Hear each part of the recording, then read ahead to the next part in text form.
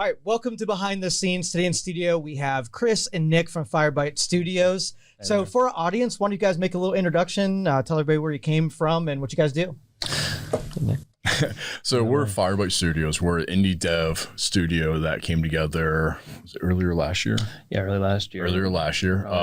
We're all based out of the Valley. We're Austintown, Niles, Vienna. Officially, we're out of Niles is where we're set up. Yeah. And we're just three friends who really liked video games, wanted to make our own video game, and our other counterpart brought us all together and we started the path. So I guess to really start the story off, I know Josh was spitballing the initial idea for Secrets of Hope, and in the background, like I know I'd been working on stuff sideways, and it's funny, we never really talked about like what we were doing separately, and ironically enough, we'd both been working on separate things kind of.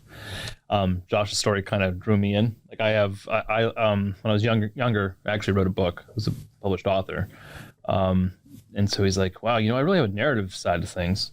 Chris, I'd like you to take a hack at it. I'm like, what are your thoughts at? And then I got into it. And then obviously it's a really polarizing topic, right? When you're talking about terminal cancer and dealing with something like that, which it's heavy. And I guess that's probably important too, to talk about like, what's our game about, right? So it's a narrative driven story game where you're dealing with a character diagnosed with terminal cancer.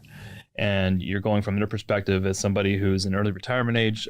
We did it for something we could relate to. All of our grandfathers passed away from cancer. So when we have that shared experience, we started, Josh's initial scene was a little bit smaller, something he was more comfortable with. And then as we expanded it out, he actually started it in homage to his grandpa, that's where he started with. And then we started talking more, and we expanded that out into a full-fledged experience where you have multiple scenes with a progressive story that's relatable and something that you can get into whether you're dealing with the illness, whether you have a loved one that's been dealing with it. And we wanted to make a game that had some impact and made a difference. A lot of people get in and start video game designing, going heavy for things like your shooters, your platformers, your exciting, titles. We wanted to get something that was more grounded and that we felt we could deliver, and an experience that we felt that would make an impact and make a difference. So. That was a big thing. Was our counterpart got a birthday present to him, which was a course. Yeah. And that's when he started everything, started his first little project that Chris spoke about, and then eventually spoke to all of us about it, and which then brought us up into it.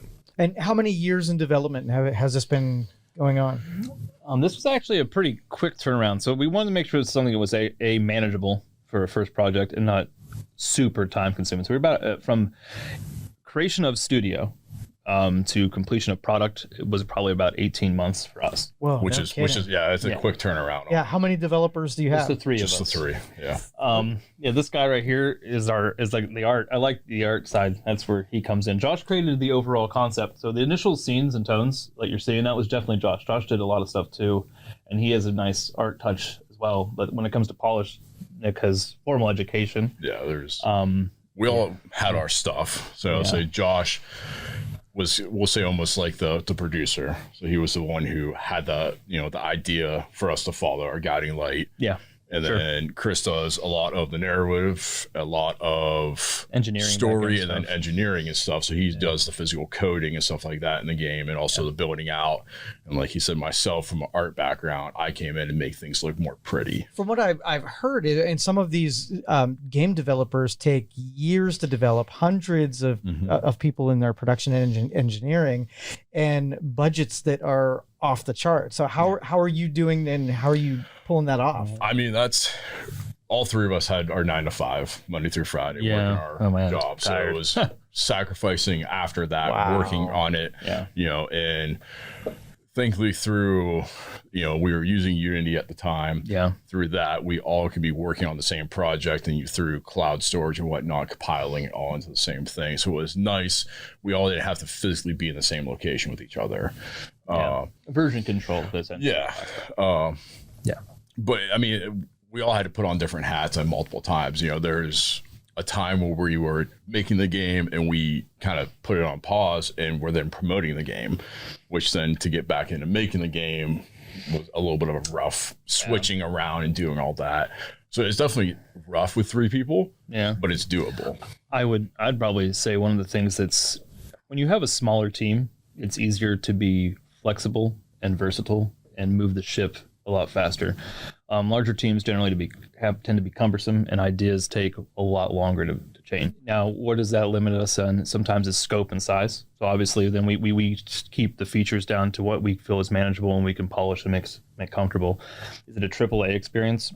No, but again, the budget's basically out of our own pocket for the most part to start initially. We did everything from the hours. Yeah. A lot of late nights, a lot of funny stories. I wish Josh was here to tell you about the leaves. Nick has heard about the leaves. Yeah. But yeah, we were up till 2 a.m. on a Friday making sure that the leaves on the trees weren't flying off like a hurricane. It was pretty funny. So it ends up being a lot of learning process too, because like now at the same time as we're three guys who have a decent grasp on things, we're now learning what we need to learn too as we go, which is another thing that you have a kind of an advantage too on a large team. Like, oh, this is such and such department, we have to give this over to them. We are that department. Yeah. So if we want that to get taken care of, it's you. All right, let's get to it. This is what we're doing right now, and then it's done. And that's the beautiful thing about, I guess, the thing. So there's pros and cons to both. So I there's probably a considerable amount of geometry and mathematics and research and all that kind of stuff that goes into the development. So who's your engineer? That's me. For what it's worth, game engines like Unity, we've moved away from, but game engines like that make a lot of that much more manageable. In-house physics engines take care of a lot of that. For your indie dev getting into it now, probably a lot more tools. Yeah. So like we were very fortunate in that regard. Tons of tools and assets. Now, do you have to make them work with each other? That's where it gets to be a little unique. The people side of things. As game enthusiasts, when you have to do this 8 hours a day and slave over it for a year, does it ruin the gaming side, playing the same sequences and scenes over and over again? I would say no, because there'd be a couple of nights where like, okay, we're going to do this. Now let's all hop on and play this game together. Or, I feel like the biggest thing, it hasn't ruined it, but now it changes some of the ways that we play games. So we've talked about this too, where we'll be playing a game and we want to see like, oh, how do we think they did this? This looks really good. How do they do this? So then, we're still enjoying the game, but we might take a step back to explore it a little bit more. And you get hypercritical playing other people's games now that you... I would say hypercritical. I would say more understanding. Oh, gotcha. More understanding. You're like, I understand why they did that, and I know where that came from. Yeah, I remember. So, I would say this, like in the development cycle, your own game now towards the end sometimes. So Josh, who's not here, voiced all the lines. So the lines are all done by Josh. I had to timestamp this, so Nick wasn't part of this part. For a while there, I didn't like listening to Josh's voice. I heard it for many hours at a time, and then we'd get on a call after he's like, "How's that going?" I'm like, "Yeah, great. It's nice to hear you again. Like I've been talking to you all day. You just don't know it." So there's parts that you get, and I would maybe not critical about theirs, but critical of ours. Man, and that's fair enough. Yeah, we do get hard on ourselves. Yeah, I would say that is true. Like, this is unacceptable, and then we're like, that's not what I wanted to do. And then other people, you're right. It happened a lot. Or like Chris is working on something, and I look at it, I'm like, whoa, this is awesome. Or I model something, and Chris looks at it. I don't think it's great, and Chris thinks it's amazing. You're hard on yourself because you're trying to take care of each other. Like, there's a lot of responsibility. Like and that's what was neat about the team too. Another nice thing about a small team, you're all invested, right? You have a team of 100 people. Some of this is a job for them. This episode was brought to you by Youngstown Computer, the Valley's technology company. We appreciate the loyalty and all you have shown us over the years, and it's our promise to serve all the technology needs of the Valley. Call 330-259-7278. We have both home and business services available. Everything from repair, installations, and new equipment. You can improve your Wi-Fi and have technology serve you better. Call 330-259-7278. Or you can schedule your appointment right now on youngstowncomputer.com and look for the red Book Now button. So how is this going to be distributed when the public can buy it? Where would they go? So we're October now. So we released about a month ago. Yeah. So September 7th. September 7th, Steam. Which Steam is, if you're in gaming or PC gaming, it's one of the biggest distributors of games out there. we have evaluated the price since and have lowered our prices. I mean, it's only what, $8.99 right now. And that's, you know, we're only on PC right now on Steam. We've talked about going to mobile. We talked about going, you know, to iPhones and Androids into VR. We would love to see it happen, but with us switching engines, so what we actually make the game in, I think we're stepping away from the Secrets of Hope, which was our first project. Big thing too was, so our first title, Secrets of Hope, was a very user-friendly game. Yeah. You know, it wasn't a game that an avid gamer would pick up and play and go through. I mean, we made it so that a grandfather, a mom, a dad can sit down and play it and understand it. And it wasn't super involved to be able to play our game, which we was learned, intentional. Yeah, we made it that way, but we also learned through going. We had, you know, the demo setup at the conventions and stuff. The two conventions we've gone to. So we've been to the one that was in Eastwood Mall, which was put on by ICG. I belong to say that's who that was. I think it was ICG. ICG, which is the local card shop in there. So we had a booth there, a demo, and we figured out kids don't like our game. Well, no, absolutely, but which I guess made sense. You know, it's funny because the ones who are most interested in it were probably children, because it's a video game and they can go play it. The ones that would probably get the most value out of it were probably not children. So depth of storyline, or what was the? Wasn't fast. Wasn't fast. There was a story to it. There was listening. You know, the first opening kind of scenes. Listening. You know, you have our character, you know, talking about going through the chemo, talking about getting diagnosed. And kids, they want to go fast. They want to build stuff. They want to shoot stuff. They want to go. Yeah. So that, you know, we learned that at the first con and at the second convention, which was the Cleveland Classic Gaming show.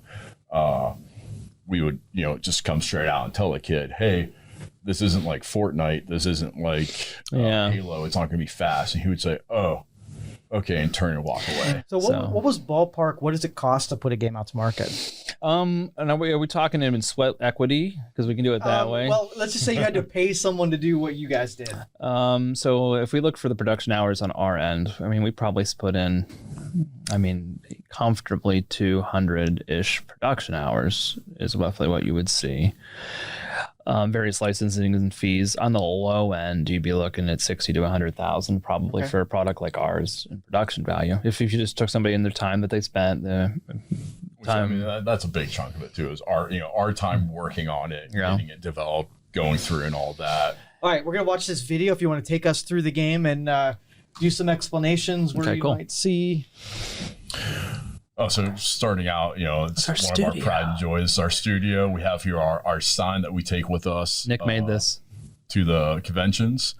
A little bit of actual gameplay here. Mm-hmm. So one of the first opening scenes that you're really exploring. So we're letting you kind of dive in and go through here. So we have some talking.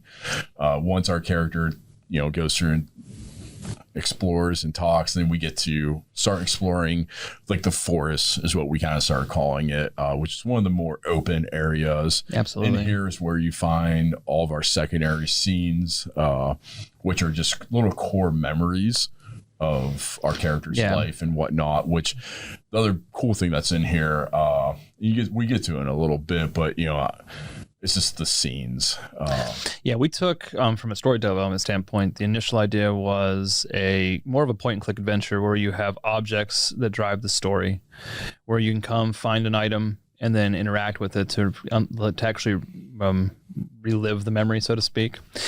We had the 5 core story points that we used to kind of go through his initial diagnosis and treatment phase. And we used secondary spots on the outskirts here. So the secondary spots are going to be not necessarily needed to drive the whole story, like the main story, but the card scenes, the secondary card scenes that you're going to run into here in a moment, are scenes where he's remembering the outskirts, the things that in life that didn't necessarily relate to the core of his bad memory, right? Oh, I remember this positive thing. I remember this positive thing. And then kind of the reminiscing phase where we're kind of thinking about our life in a little bit more in depth. These cards are super cool because they're actually messages from the community. Like, so Caleb's mom here, actually, this is her child passed away from cancer. So like some of these things that you're seeing here are actually from people in their community that they shared cards and stories, and then Josh modeled those all up. He did an excellent job on that little card. Super cute. But that's what we're seeing here too. So we wanted to tie it back into other people. So we found ways to the bittersweet nature of the whole situation, right? We all have to deal with this at some point, one way or the other. How it happens and what goes on with life, you know? So like what we're seeing here, and when Josh created this environment, we wanted a surreal mindscape. So I don't want to spoil too much from the story standpoint for those who do play the game. This is kind of low poly for a variety of reasons. It's designed to be easy on whatever device you're using, so you can use it on even an average PC, but also to kind of, it's a place where you're thinking and contemplating. So it's designed to be a spot in your mind where it's kind of melancholy, right? A little bit surreal, and you're reviewing and examining things here. So that's kind of what I'm seeing. That's the overall ambience of it too. We made sure, between the music. Oh, the music's good. Just, the snow effects, all that. It's a very, I'm like just peaceful. That's a nice thing about it is you can go through and play it and it's not like a stressful game. You're not, worrying about, running through and jumping and doing all this, crazy gamer stuff. You're just focused on the scenes you come across, focused on, you find our Easter eggs or the collectibles, which are the greeting cards. And you're able to kind of sit through, read it, and it just kind of just doesn't really become overcumbering. And then just to tie a little bit to us, the cabin here, and we won't see it in here, the brick wall. We're going, where we're heading next, Carney. Oh yeah, the three of us, since we all did lose our grandfathers from cancer, we all kind of, and that's the big thing is this game is kind of around Josh's grandfather. Isn't me and Chris were able to take our own instances and experiences and put them in here. Yeah. So what you're coming up on, what you're seeing is, so one of my memories of my grandfather was him at home in a hospital bed. But I remember it was a thunderstorm, a terminal getting hit on the light post. And you remember seeing this? So that was kind of, I always remember this very vividly. So it was something that I went ahead and put in here for dedication to my grandfather, and actually my mom's card, right here, who she submitted and helped she go, we put it in here too to find. So this was like my area that was dedicated to my grandfather. Chris has his area too, that he was, we're able to really put ourselves into the game that way with it. The cabin was for Josh's grandpa. So Josh's grandpa, he had a hunting cabin. So that was another thing too. So it was a way of tying us into the to kind of put a little bit of us into there, so you can kind of relate to it, right? I mean, that's kind of what it's all about too. So it's definitely personal for all of us. Need social media management or marketing services for your business? We specialize in graphic design, logos and rebranding, commercial video production, podcast production, social media design and advertising campaigns, newsletters, radio advertising, and voiceovers. Call Youngstown Studio Marketing today, 330-259-7278, and choose option 3. Youngstown Studio Marketing, a Youngstown computer company. We wanted to have also some open spaces between with the score and the ambience, as we had time to think between spots. We contemplated adding more fill here and there for spots, but we really didn't think it was necessary for the overall story. Oh, this is fun. This is me. That's my, and then, oh yeah, there's the, is that the convention on the right? So the right side, I think, is the convention at the Eastwood Mall. That's pretty cool. On the left, you're seeing, so we're messing around in Unreal. Technically, these are assets you can get a hold of. These aren't particularly like hard to acquire right now. These are just assets off the store.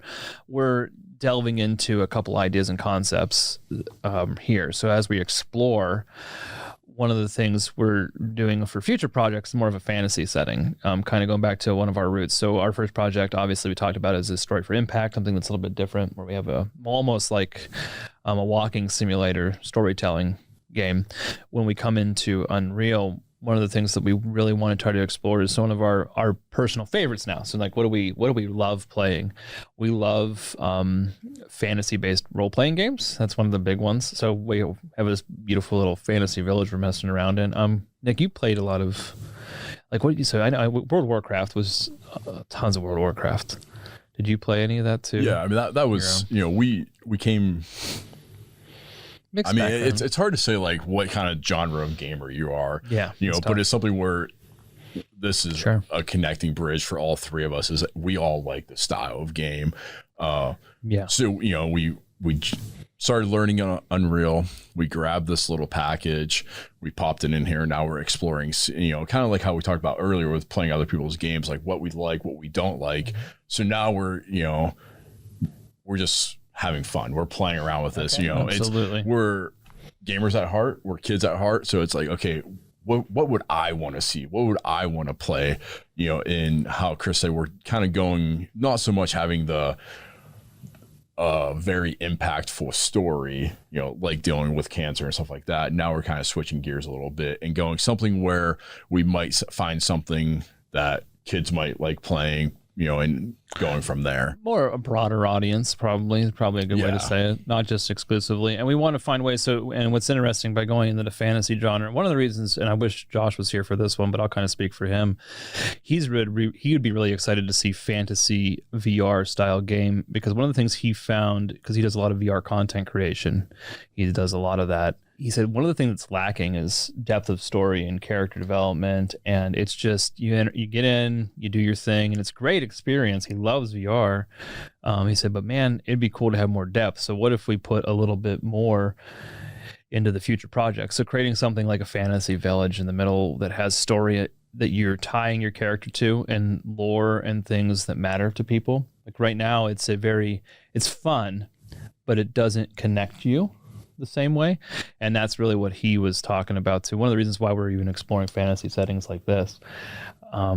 So the idea is too, if we can create a game that has enjoyable, engrossing gameplay, but then also ties you into a world where you're invested in the story.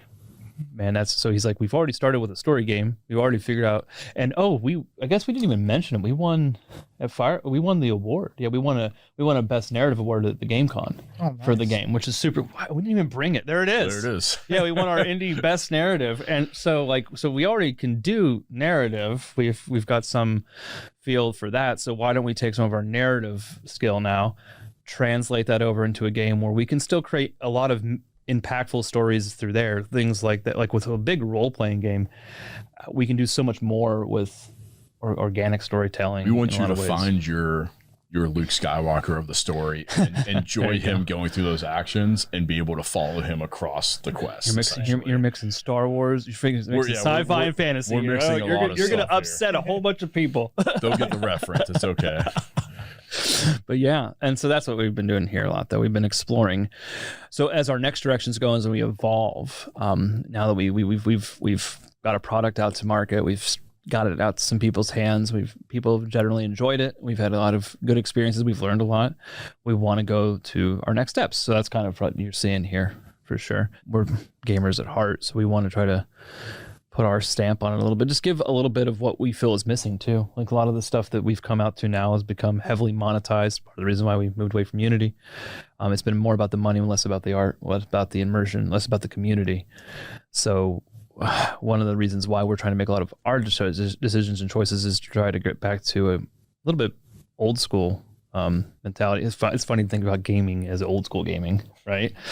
Man, where we create products that are essentially ready to go without a lot of need for bugs and problems at launch, where you can purchase it and you're done and you don't have to worry about nickeling and diming for the experience. We want you to have a complete experience out of the box.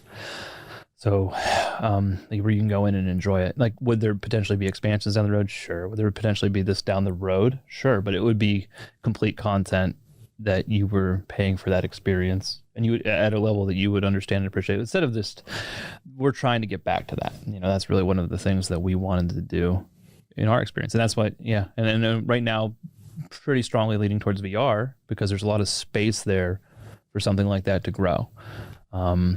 That's really what this is here. That's kind of why we grabbed the fantasy pack. Which I would say you're just seeing on the screen there. It's nice because it shows you all of the stuff. So it's like you want a lamppost, you look over here. Okay, there's that asset. There's that model. I want to take it and put it there. So that's a big thing too that we're going to start going into soon. And it's like how I was talking about in-house stuff is building out all this stuff. So that's why we're probably going to be talking a 2-year, 3-year process, because it's going to be a lot of us going in and building out all this, which then putting into a big world. It's not going to be a smaller game, kind of how the Secrets of Hope was. It's going to be a little bit larger. So this project's going to be a little bit different. So we talked to a lot of kids, and we asked them about, where they want to go to college and what they want to do for a living. And you guys are living out a lot of kids' dreams, being able to develop video games and dealing with this. So your recommendations to that generation that see this in their future? Sure. So don't be afraid to get in and practice. There's a bazillion free tools out there. So if we're worried about spending money, don't let that be your threshold. There are Unity even still has free stuff, and Unreal does too. Godot. With the advent of Google, knowledge is out there. So don't be afraid to learn stuff. Don't be afraid to put in the work and effort and the drive. If you want it, you're going to have to put in some time. So I'm a plumber by trade, right? My average week is probably somewhere committed, and like on a slow week, I'm got 45 to 50 hours tied up in work on a slow week. And then I'm doing another 40 hours of back end stuff, doing something for the and then sometimes it's learning and other things. While you're young, take advantage of it. If you have any school courses that have opportunities for already in school, take the computer course, be the nerd. I worked on the school website when I was in high school. Don't be afraid to be that guy. It's fine. There's nothing wrong with that. So take any opportunity you have for knowledge and information, and then don't think that you're going to be making the perfect product first. Experiment, make tons of mistakes, fail a bunch. We can go back to the old Edison and light bulb thing. Your first games are going to suck. That's okay. I couldn't hit a baseball when I first started playing baseball. Well, why don't you tell everybody how to get a hold of you guys, learn more about you, where to buy your stuff from? You can find us on anywhere at Fyrebite Studios. Yep. You can find us on Instagram, Threads, there's a little TikTok Twitter, out there. X, formerly known as Twitter, our website, which is fyrebitestudios.com. Our email is on there. You can get Nick at Fyrebite Studios, Chris at Fyrebite Studios. Josh isn't here. It's Josh at Fyrebite Studios. Those are all our emails. We're out there. You can even hop on Steam and look for the Secrets of Hope and find our game there. Yeah, absolutely. Thank you so much. Guys, thank you so much for coming in. Appreciate it, and best of luck to you. Awesome. Thank you very much, man.